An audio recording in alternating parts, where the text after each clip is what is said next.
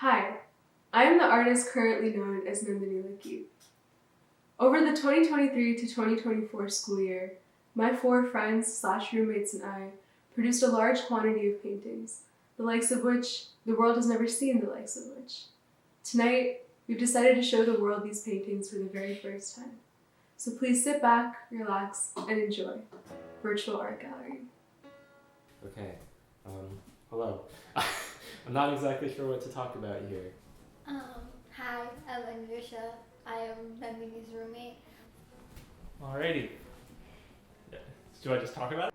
Because I just came down upstairs from working on my art essay, and I'm seriously struggling. Like, man, the more theory I do, the less I know what I'm supposed to do next in terms of painting. We got these canvases last year, junior year of college, because we were planning to do an art experiment kind of thingy at RTH, and we were planning to put up our art pieces up on the wall, but that never happened.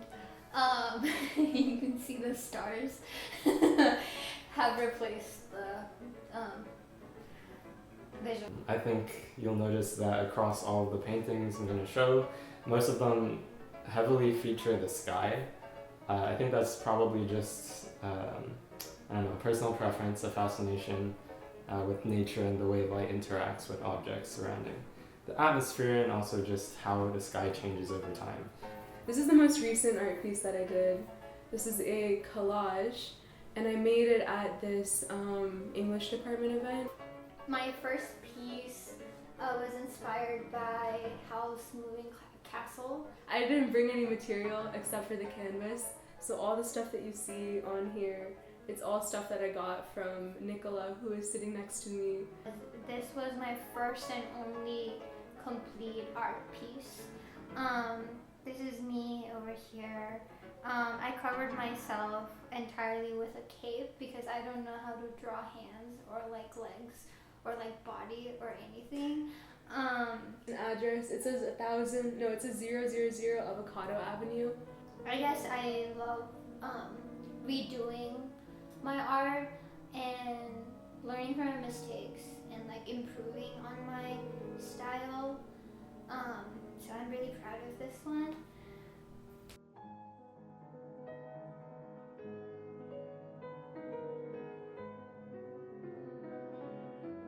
So my painting is called Space Oddity. I was such a bold artist, I put the name of the painting on the actual canvas.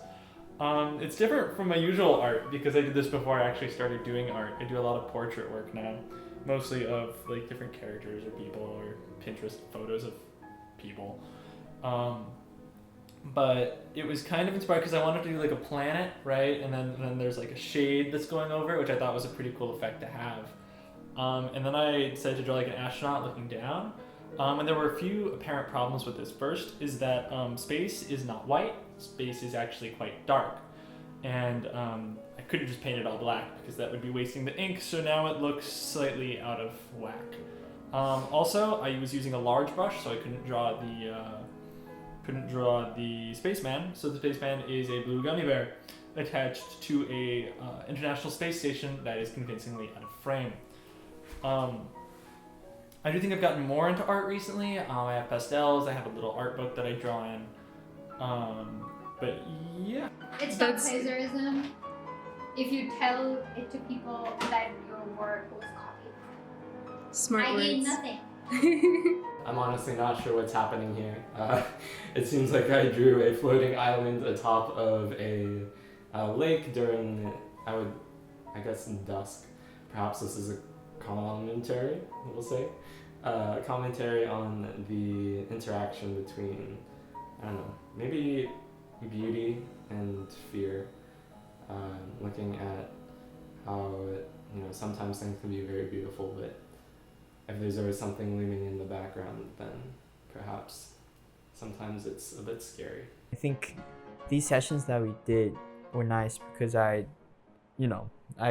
not work with acrylic, and then we're doing canvas, grainy surfaces, but I think I've really just turned what I do on rice paper with line onto this directly, which doesn't work quite well because you need a certain amount of volume on these paint to cover the grains of the canvas. But then now it's like you have paint layered on the surface, but the surface is kind of punctuating through the image in a sense. I don't know, it's just not very satisfying. Like, I don't know. I remember when I was trying to use the calligraphy brush for these strokes on the clouds, and then it's like there's strokes, but then you're also letting go of the opportunity with the volume of the paint, you know, which is so much of European painting brush stroke is about making your strokes three-dimensional.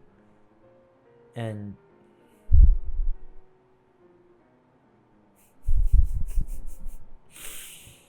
oh man, it's so bad. So just a painting of a nice red tree. Nothing to this either. I'm assuming this one was painted during winter. I think this piece is probably my favorite one I've done, purely just for the contrast of color between the red and the blues and blacks. And then we added some snow just because winter is my favorite season.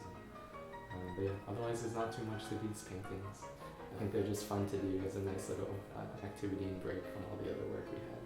But I hope that was good enough because that was really stressful and Anusha's been laughing at me the whole time.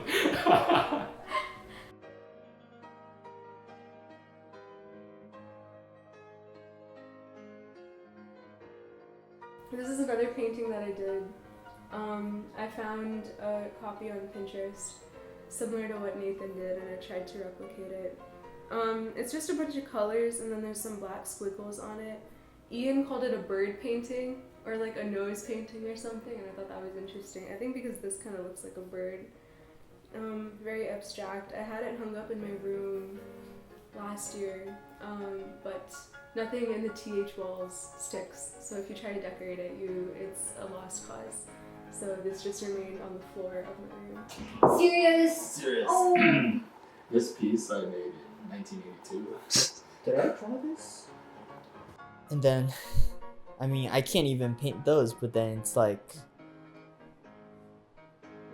just rocks used in European painting. You just shade the bottom a bit and it's so much simpler, I guess, in terms of form, but so much more flippant. But at the same time, it's like if you look at a real Chinese painting of mountains, it's also very shapeless and free, but then there's just a whole different kind of, but then none of that really matters today either.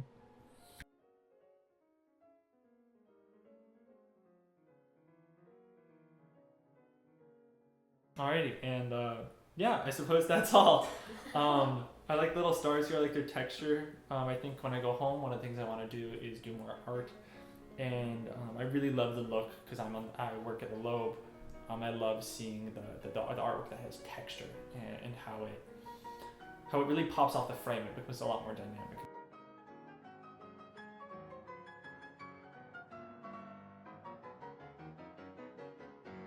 This is another painting that I want to show.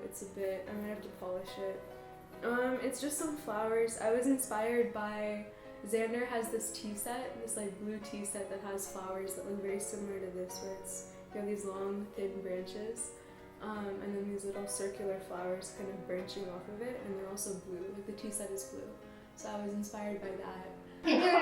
Can your meaning be shallow? Yeah, I can be shallow. Okay. Okay, Anusha's going first. Let's go. I've been making mandalas since 2016, so it has been like 9 years since I've started making them, and it involves a lot of like flower patterns or just patterns in general. So I had some metallic pens, so I ended up making this.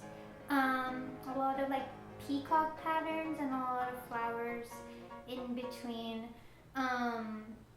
I couldn't finish it.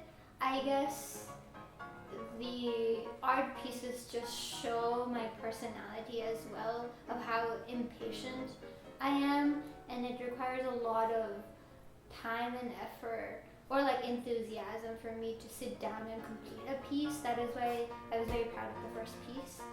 But I still like it. Unless you are invited into the bathroom with them, is it crazy? Come with me. That's crazy. Yeah, that's funny. But yeah, that is Space Oddity. I'm Alexander Novak, and I'm the artist. Okay, yay. Yay!